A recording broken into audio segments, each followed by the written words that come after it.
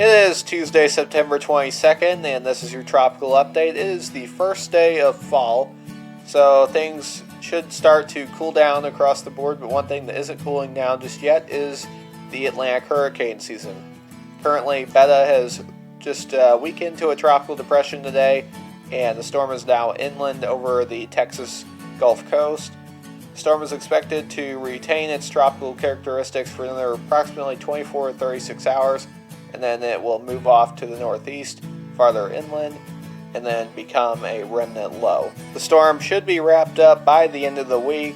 Now let's take a look at what additional rainfall we could see from Beta. There are still some pockets of orange on the map indicating 6 to 10 additional inches of rain falling across those areas. The yellow indicates 4 to 6, and the green indicates less than that.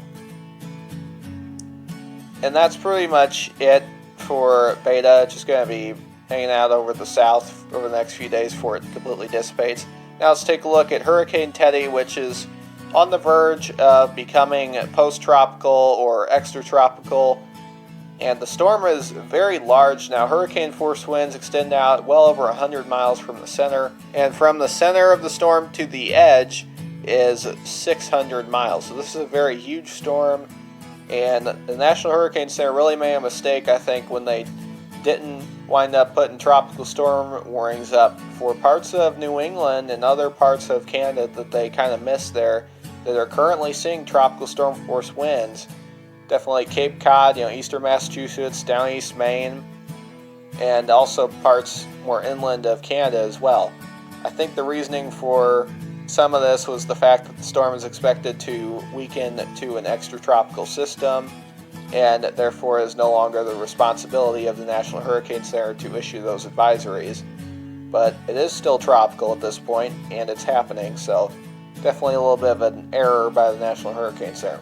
Anyways, the storm is going to be moving kind of like that, and it'll be losing its hurricane force winds in about 24 hours or so, and then it will weaken further as it moves north and farther inland through Canada. So the good news with this system is it's moving very quickly. The bad news is the storm is so huge that it's still going to be a 2-day event for Nova Scotia and Newfoundland.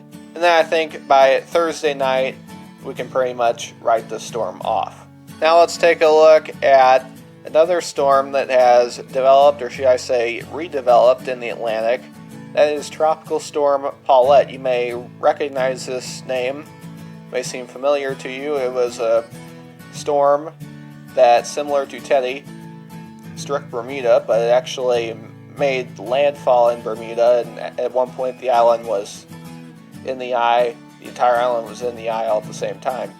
Anyways, there's the storm. Wind field is pretty much nothing. 12 hours from now, the storm is expected to be downgraded to a tropical depression and lose its tropical characteristics. It's just going to be going around in a circle.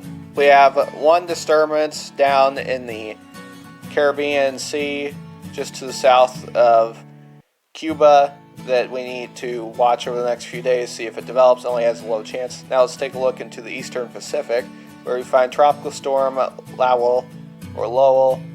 There's a storm. Tropical storm force winds are all the way to the east of it, nothing on the west side, and the storm's going to be moving towards the west, away from Mexico, over the next several days.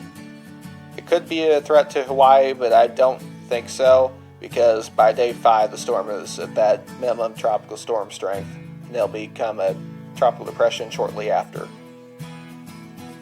As far as the central Pacific, there is nothing going on. This wraps up your tropical update. Thanks for watching. Please like the video down below. Subscribe to the channel if you haven't already. Let's try getting up to 40 by the end of the month. Follow me on Twitter and Parler. Link is in the description below. You can get you a t-shirt, coffee mug, hoodie, or any other merchandise. Link is also in the description below. If you've enjoyed the political videos that I posted on this channel in the past, be sure to subscribe to Paleo Nation. Link for the channel is in the description below, and you'll get access to all those videos there. The first video will be posted on Saturday.